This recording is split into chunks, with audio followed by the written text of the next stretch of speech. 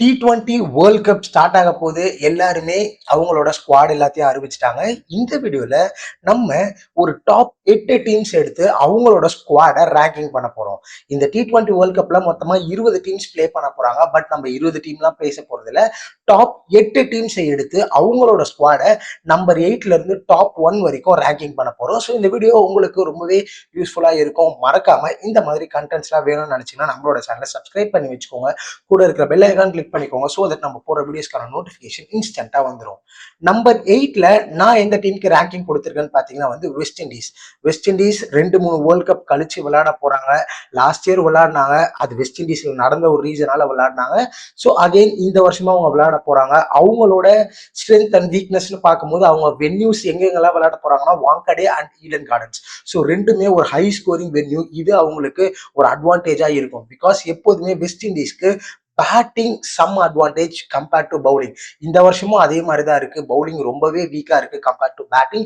இப்ப கூட south Africa versus west Indies series போயிட்டு இருக்கு. சவுத் ஆப்பிரிக்கால பேட்டிங்ல என்னதான் 222 அடிச்சாலும் அதை வெறும் 15 ஓவர்ல சவுத் ஆப்பிரிக்கா சேஸ் பண்ணி முடிச்சுட்டாங்க. ஸோ நம்ம ஆல்ரெடி பேசின மாதிரி பவுலிங் ரொம்ப ரொம்ப வீக்கா தான் தெரியுது. இவங்களோட பிளேயிங் லெவல்னு பார்க்கும்போது Shai Hope along with Brendan king open பண்ணுவாங்க.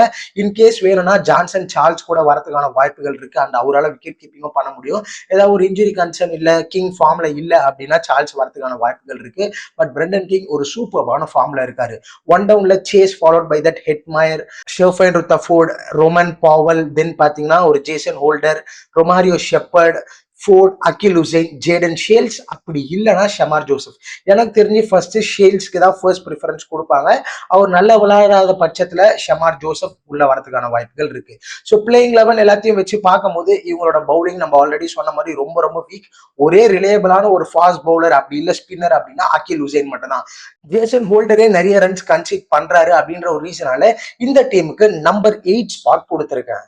நம்மளோட ரேங்கிங்ல நம்பர் 7 எந்த டீமுக்கு கொடுத்துருக்கேன்னு பாத்தீங்கன்னா ஆப்கானிஸ்தான். ஆப்கானிஸ்தான் எந்தெந்த வென்யூஸ் எல்லாம் விளையாட போறாங்கன்னு பாத்தீங்கன்னா சென்னை, அகமதாபாத் அண்ட் டெல்லி. இதை தான் பாத்தீங்கன்னா பிரைமரி வென்யூஸா அவங்க விளையாட போறாங்க. லாஸ்ட் சீசன்ல அவங்க சூப்பரா விளையாடி செமிஃபைனல்ஸ்க்கு போனாங்க. பட் அதுக்கான ரீசன் அவங்க விளையாடின எல்லா ட்ராக்குமே ஒரு ஸ்பின்னர் ஓரியன்டான ட்ராக்கா இருந்தது. அவங்க எல்லாமே வெஸ்ட் இண்டீஸ்ல விளையாடினாங்க. எல்லாருமே ஸ்லோ அண்ட் லோ ட்ராக்கா இருந்தது. இவங்களுக்கு ஒரு பெரிய அட்வான்டேஜா இருந்தது. பட் இந்தியால இந்த டைம் கண்டிப்பா அப்படி இருக்காது. ஹை ஸ்கோரிங் வென்யூவா தான் இருக்கும். இவங்களால மினிமம் 180 பிளஸ் அடிக்க முடிஞ்சதுன்னா 100% இவங்க டாப் 4 அதாவது சூப்பர் 8 வரதுக்கான வாய்ப்புகள் ரொம்ப ரொம்ப அதிகமா இருக்கு. நம்ம எப்படி வெஸ்ட் இண்டீஸ்க்கு பேட்டிங் அவங்களோட அட்வான்டேஜ்னு சொன்னமோ ஆப்கானிஸ்தானுக்கு பவுலிங் தான் இவங்களோட அட்வான்டேஜ். பட் பேட்டிங்ல ஒரு 180 அவங்களால ஈஸியா 160 to 170 அடிச்சிட முடியும். அந்த ஒரு 10-15 ரன் மேட்ச் ஆன் மேட்ச் எக்ஸ்ட்ராவா அடிச்சாங்கன்னா கண்டிப்பா இவங்க அடுத்த ரவுண்ட் போறதுக்கான வாய்ப்புகள் இருக்கு. இவங்களோட பேட்டிங் ஆர்டர்னு பார்க்கும்போது இப்ராஹிம் ஜட்ரான் அலாங் வித் ரஹ்மானுல்லா குர்பாஸ் ஒரு எக்ஸ்பீரியன்ஸ்டான பேட்டிங் ஆர்டர். தென் பாத்தீங்கன்னா செதிகுல்லா அட்டல் ரொம்ப ரொம்ப கன்சிஸ்டன்ட் பர்ஃபார்மரா இருந்தாரு. ஃபர்ஸ்ட் எமர்ஜிங்ல ஆப்கானிஸ்தானுக்காக பிளே பண்ணி ஒரு பொசிஷனா அவர் பிடிச்சிருக்காரு தான் சொல்லணும். கன்சிஸ்டன்டா மேட்ச் ஆன் மேட்ச் அவருக்கு வாய்ப்புகள் கொடுத்துட்டு இருக்காங்க. ஒரு டீசென்டான player. Followed by that Darwish Rasooli சூப்பரா விளையாடினாரு ஆன் கோயிங் வெஸ்ட் இண்டீஸ் டோர்னமெண்ட்ல. இதுக்கு முன்னாடி நடந்தது. ஸோ அதுல நல்லா விளையாடி இருந்தாரு. ஸோ அவரு 2 டவுன் வருவாரு. ஃபாலோட் பை தட் பாத்தீங்கன்னா குல்புதீன் நைப், முகமது நபி, உமர் ஜாய், ரஷீத் கான், தென் பாத்தீங்கன்னா முஜிபுர் ரஹ்மான், அப்படி இல்லடா ஷஹீதுல்லா. பேட்டிங் வேணும்னு நினைச்சாங்கன்னா பேட்டிங்கை ஸ்ட்ரென்தன் பண்ணணும்னு நினைச்சாங்கன்னா ஷஹீதுல்லா விளையாடுறதுக்கான வாய்ப்புகள் இருக்கு.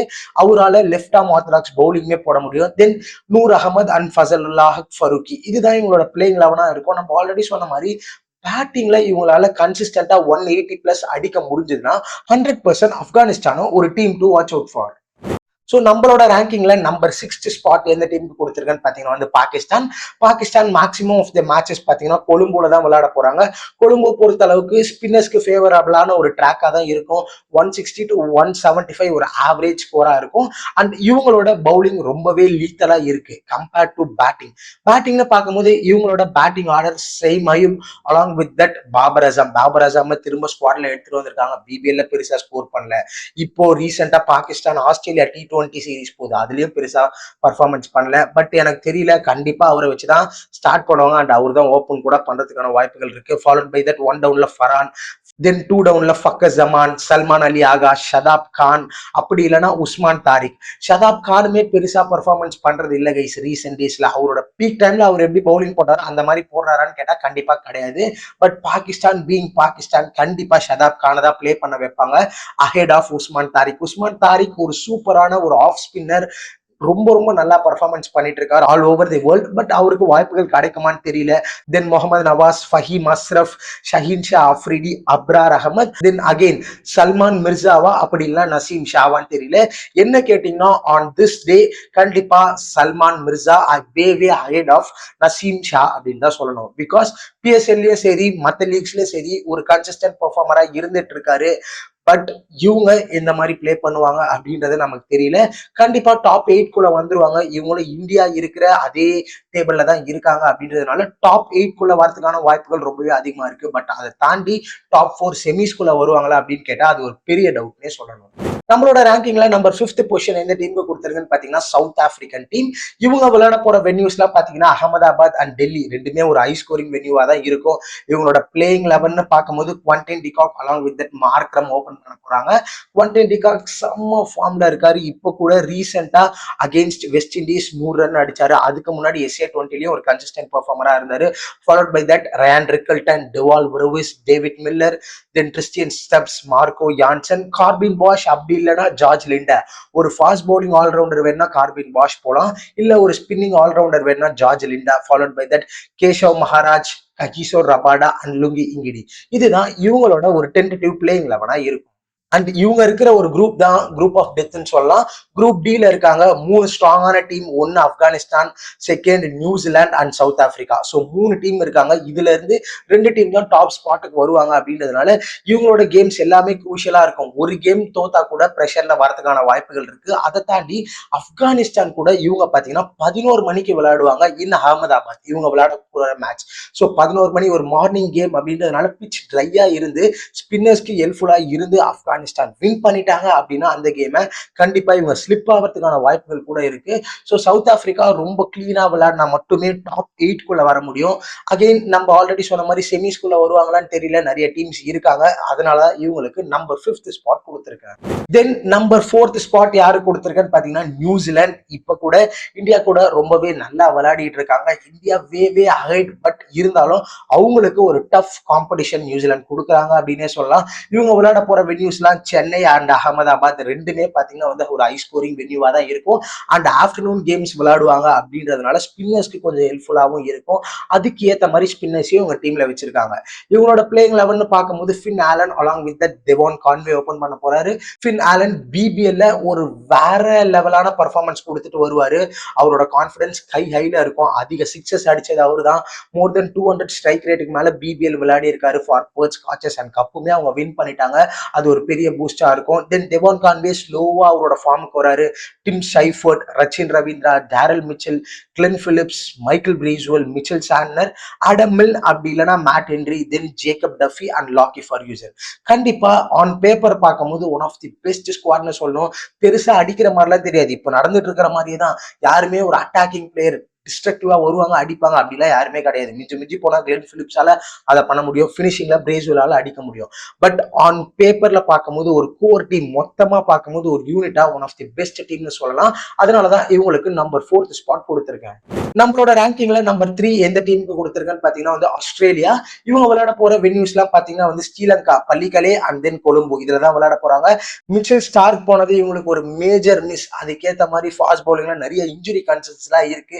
அதனாலதான் நம்பர் 3 கூட கொடுத்திருக்கேன் அஹெட் ஆஃப் இங்கிலாந்து. இவங்களுக்கு நம்பர் 2 கொடுக்காததுக்கான ரீசன் ஸ்டார்க் இல்ல, அதே மாதிரி நிறைய இன்ஜுரி கன்சர்ன்ஸ். இவங்களோட பேட்டிங் ஆர்டர்னு பார்க்கும்போது Travis Head along with that Mitchell Marsh open பண்ணுவாரு. Followed by that Josh Inglis. பெரிய ஃபார்ம்ல இல்ல, பட் கண்டிப்பா அவர் தான் 1 டவுன் வரதுக்கான வாய்ப்புகள் இருக்கு.